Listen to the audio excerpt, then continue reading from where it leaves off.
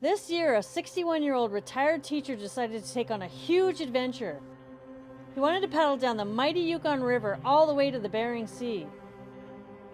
This trip takes months, and the river has swift, powerful currents, extreme and unpredictable weather, all in really remote areas. If successful, he'd be the oldest person to do this trip.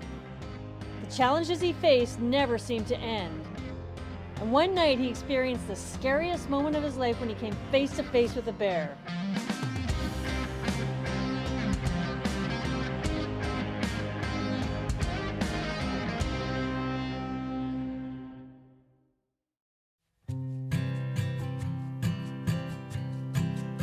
Dermot Higgins is from Fingal County near Dublin, Ireland, and he's been described as Fingal's most famous adventurer. He has numerous adventures under his belt, and I'm just going to quickly share some of them before I dive into the Yukon-Alaska trip. At 55, Dermot took early retirement and became the oldest person to cycle around the world. He paddled 30,000 kilometers or 18,000 miles over 9 months, and he raised money for an Irish nonprofit that tackles poverty and injustice around the world. In 2022, he became the first Irish person to swim 24 hours non-stop. And he talked about how he'd battled depression for the previous 15 years, and during his most recent episode of depression, he actually attempted to take his own life. He hoped to bring awareness and raise funds for a local charity that provides therapy for those in distress, people engaging in self-harm, and those bereaved by suicide. In January of 2023, he hiked the Camino de Santiago in Europe. And he met some folks along the way who they all kind of together came up with the idea to paddle the Yukon River. Now, paddling the Yukon River from source to sea had been something he'd been thinking about for more than 50 years. If he completed it, he'd be the first Irish person and possibly the oldest person to do it. And I say possibly because there was another guy who was attempting this trip as well this summer who was 72. Dermot said, "If I succeed, I want to encourage people to take on their own challenges, to jump out of their comfort zones, and to do something they've always dreamed of doing." The Yukon River trip would be his biggest challenge yet. He said it's going to be really cold, it's going to be really lonely, and it's going to be really wild. Bring it on. The Yukon River is one of 3 rivers that tie for the second longest river in North America. It's 3,700 kilometers, or about 2,300 miles long, and it's so remote that there's only 4 bridges that cross the whole river on the entire route. The source of the Yukon River is south of Whitehorse, Yukon, and it heads north, passes through Carmacks, Dawson, and it crosses the border and goes into Alaska through Eagle, Circle, Fort Yukon, Tanana, Grayling, and many, many more towns and tiny communities along the way to the Bering Sea. In the river, you can find Arctic grayling, Dolly Varden, and 3 species of salmon in the river. There's grizzly bears, black bears, and eagles all along the way. You can also find beavers and muskrat and, of course, moose hanging out along the river. Its shores are dominated by spruce, lodgepole pine, poplar, aspen, and white birch. And the river is central to indigenous communities who had extensive trade networks along the river. And there's lots of challenges for paddlers on the river.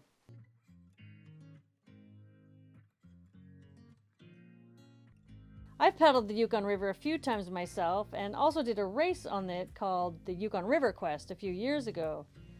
That's a paddling race from Whitehorse to Dawson, and it's about 700 kilometers or 450 miles, and you do it really fast, you paddle non-stop, and it takes about 3.5 days, so you're totally sleep deprived and exhausted along the way. But I kind of know some of the challenges that Dermot was facing along the way, and him being solo added a whole nother level of challenge to it. And one thing I also saw was how that isolation and hypothermia can affect people who aren't really used to it or don't prepare for either of them. Dermot trained in Ireland for the trip and initially had a few people from his hike who were going to join him, but they all fell through for some reason, and Dermot had no other choice than to go solo. He was very determined to do this trip, and it seemed like nothing was going to stop him.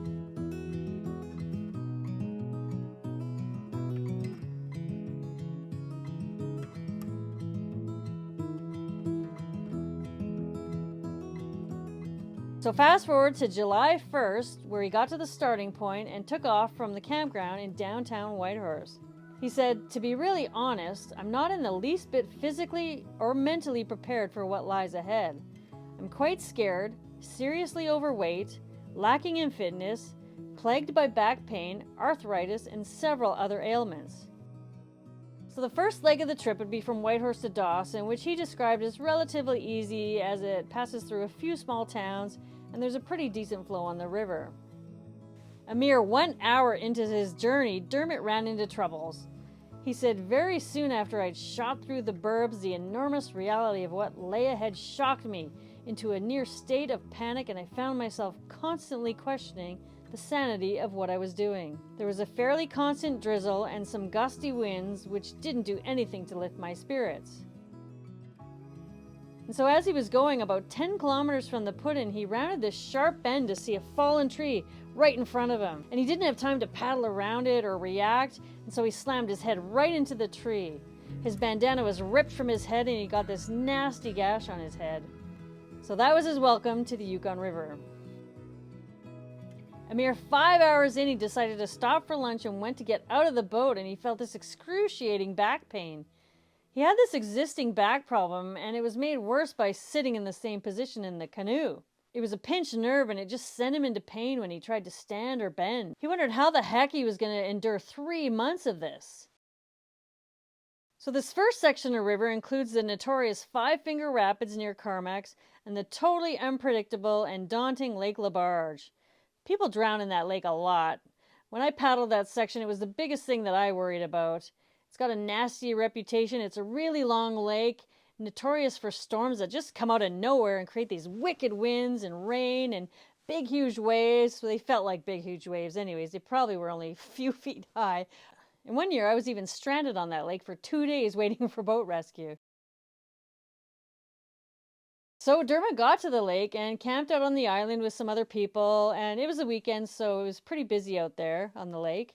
And then the next day he got up and paddled through the rest of the lake, which is really long. It took him 12 hours to get through, but he got super lucky. The weather didn't turn on him.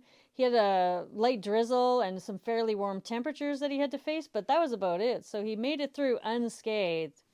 That was one of the big first hurdles that he had to get through. And then after that, he was paddling through a slough for the next night to look for a campsite, and he said he had the most amazing wildlife encounter. He almost collided with a moose. He thought it was an odd-shaped log in the water at first, but then the huge antlers moved in the ears, and it gave it away, obviously, that it was a moose. So he knew that moose could be pretty dangerous, so he started making noise, and he had a whistle that he blew, and so the moose fled off into the bush. His second night was the first night that he'd be camping alone, and he was a little bit nervous, he admitted. So he pitched his tent on a gravelly island, and to his surprise, his back pain had actually almost disappeared. So he was feeling pretty good. He had a hearty dinner, and he was fishing at night, and then he was reading at midnight because it's still light out and you can read in the middle of the night, and he was just having a great time. He saw more moose, and he even saw an eagle swooping down to pick up a fish with its talons. It was turning into a hinterland who's who moment. If you're Canadian, you know what I'm talking about.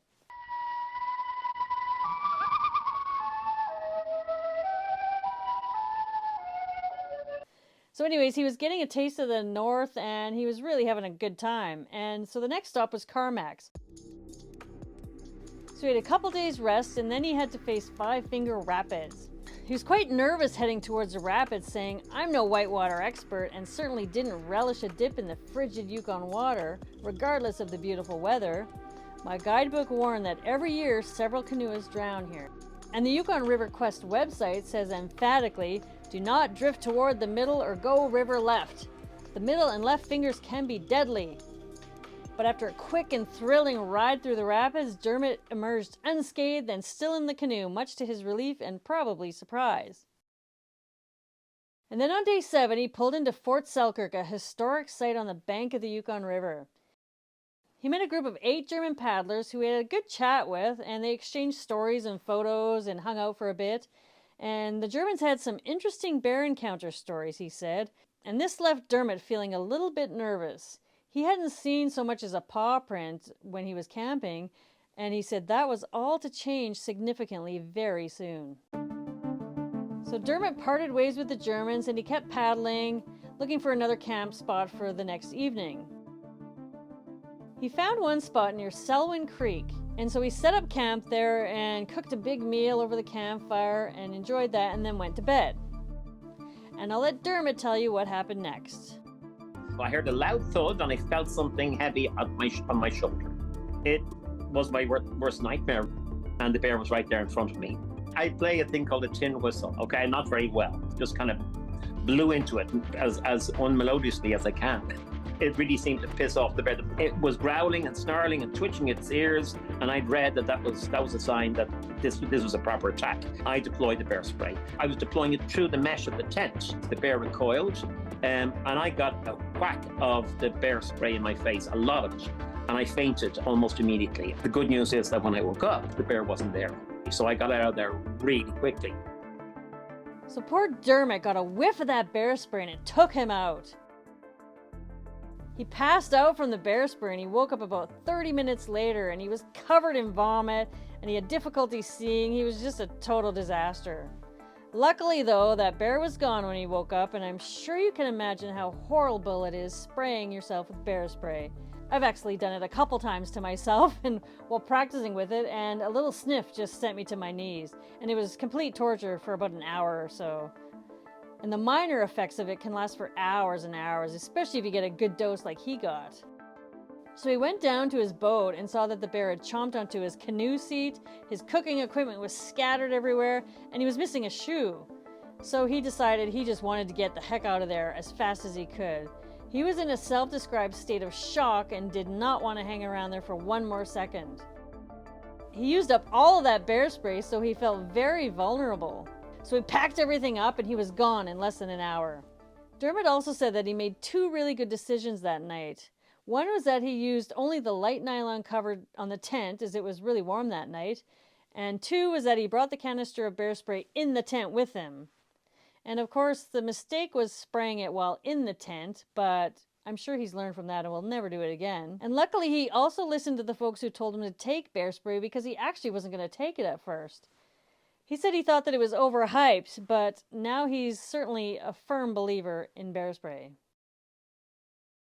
So once he was 10 kilometers or about 6 miles down the river, he stopped to clean himself up and he drank some water and just tried to pull himself together because he was such a mess, like mentally and physically. He did not want to spend another night out there on the river, and especially alone. He was really freaked out and traumatized, and he didn't have any more bear spray.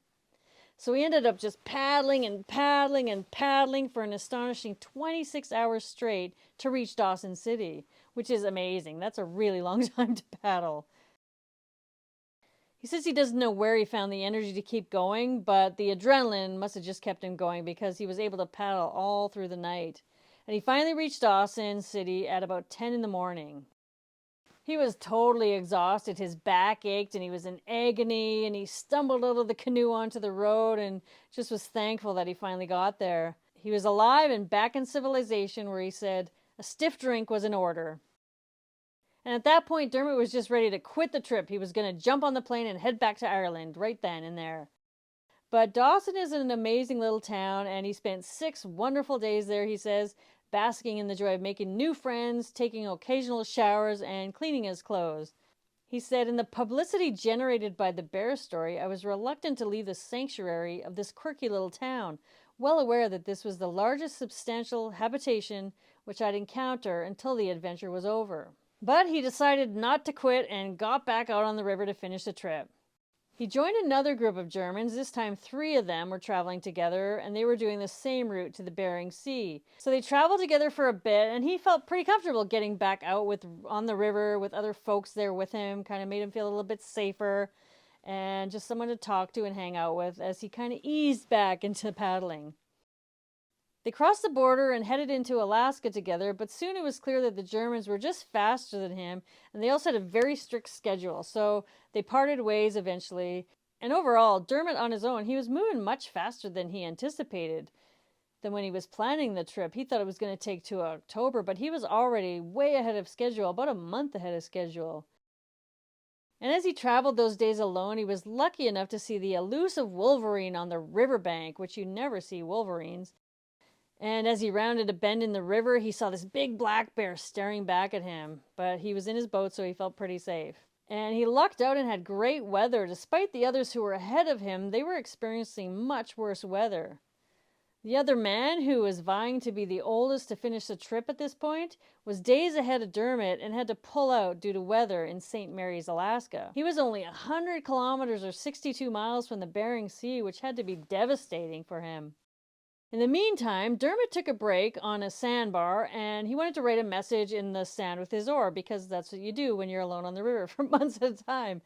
So when he turned back to look at his boat, he says, "I got one hell of a shock when I turned to find that there was no boat on the riverbank. To my horror, I saw that it had drifted downstream. So that's not good." So he jumped in the water to swim after his boat because he had no other choice, and he caught it fairly quickly, which was good. But he couldn't swim back up with it, so he had to kind of go to shore and drag it along the shore. And he was barefoot at the time, and it was a rocky shore, so it was not a good scenario. And I didn't mention this yet, but Dermot was quite often buck naked on the canoe. He was just free as a buck naked little baby bird out there, and because there's nobody around, so he thought, why not? Just be naked. I think he did sunburn his bum though at one point, so there's some downsides to that.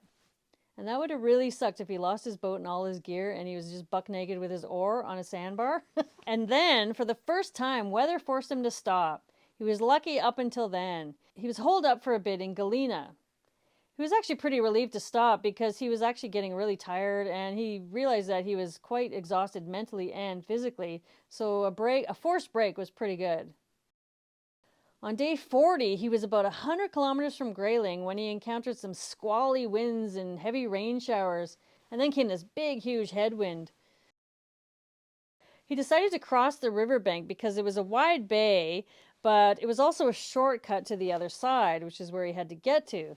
So he decided to make that crossing when the sky was clear and it all seemed pretty well. So he started crossing and paddling across, and then about 2/3 into the paddle, the big squally showers came back and were headed towards him. He began paddling furiously towards the shore and said, "I was able to cope with the first few waves, which I took to the bow, but when they began to hit broadside, I knew that I was in trouble, and I couldn't bail out fast enough." And after a few moments, the waves just got bigger and bigger, and eventually 2 big ones completely swamped his boat. And he was in the water, totally capsized. He said he didn't panic though, even though he knew that there was no chance of rescue. He was out there in the middle of freaking nowhere, all alone, nobody close by. But he was able to right the boat after a few efforts, which is pretty amazing considering he was alone. That canoe was heavy with all his gear and it had water in it, so the fact that he was able to flip it over was pretty impressive.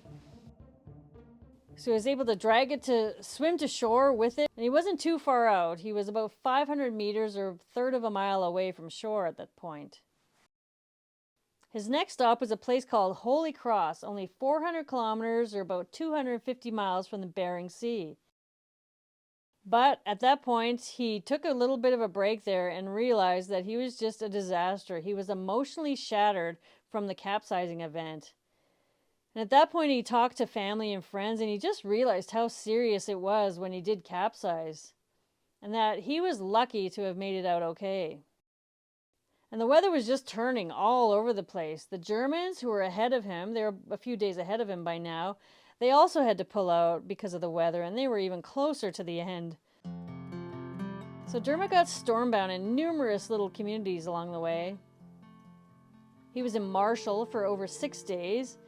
As he went to leave Marshall, he was horrified to see 2 cracks below the waterline of his boat.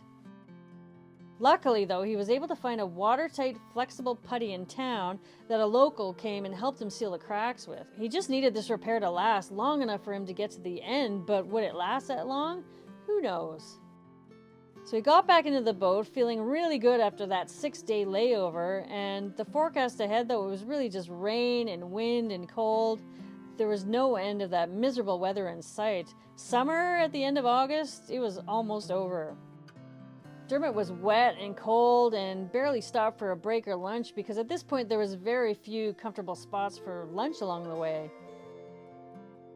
So he got to Pilot Station, a small community with a well-stocked grocery store which sold hot food, which is just what he needed at that time. He says he was actually physically shattered by the time he got there because he had this severe pain in one of his elbows, a consequence of pulling hard on one side of the canoe to keep the boat on track. And he had to adjust and paddle shorter distances now to keep the elbow from getting worse, so he couldn't go as far as he wanted to. And at the next stop, he stepped onto this skiff which was next to his boat, and then he slipped and fell heavily onto his boat. His dry bags broke some of his fall when he fell into the canoe, but he was certain that he cracked some ribs in that fall. And on the very last leg, of course, the Yukon River was going to throw a few more challenges his way. The former patch job that he did on those cracks in the bottom of the canoe, well, they were now coming off. So what did he do? Well, this is a funny story. He actually bought chewing gum in Dawson for this very scenario. So picture old Dermot after thousands of miles of paddling, sitting on the bank of the river, chewing and chewing and chewing gum, just to use to patch his boat. So he had 100 kilometers or 62 miles to go and just prayed that it would hold. He pushed that last section like crazy. He just wanted to do it all at once mostly because the weather was looking so bad that he really only had like 1 day window to finish. And he was doing pretty well. He was getting closer and closer to the end until he reached some fog. And that was the next challenge the Yukon River threw at old Dermot. He couldn't see where he was going, and he made a serious navigational error and ended up paddling backwards towards Canada for almost 5 kilometers or 3 miles. He figured it out and turned around, but this added a lot more distance to his already long, epic journey. You don't want to paddle 1 extra kilometer if you don't have to. And then the rain was pelting down on him in that last section, just as the forecast predicted. And then he was trying to find the little town called Amonic, which was his finish line. And he had trouble finding it because it was this little channel that went off of the Yukon River. And he just couldn't find it because there was still poor visibility and heavy rain. I have a nice little window of opportunity here. The weather has cleared. And I left really early this morning. So if the weather stays okay, I know I have some tailwind expected in the afternoon. And if that actually arrives, it'll push me forwards towards Emonac. And I'll get there late this evening. It's going to be a tough day. At least 14 or maybe 15 hours of paddling. Right to nightfall and maybe afterwards. But I really want to finish tonight because the weather turns really bad. Then on that very last stretch, his chewing gum repair began to come undone.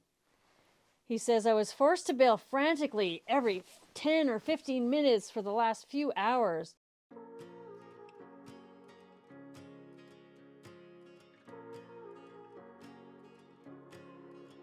And finally, after a long, challenging, and sometimes terrifying 56-day journey, the wet and weary paddler pulled into Amonic, Alaska just after 8:30 p.m. with cracked ribs and a boat patched up with chewing gum. Just after 8:30 p.m. and I'm in. I'm finito. Yeah, yes, Yukon is over. I've just arrived in Amonic. Yes, fantastic experience. Tougher than I thought, but well worth it. I can, you can, we can. It's over!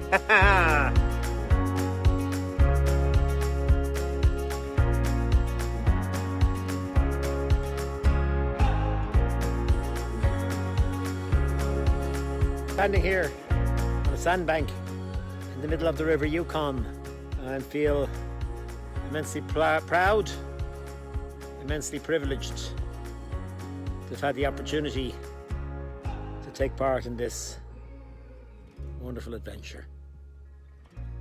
I can, you can, we can.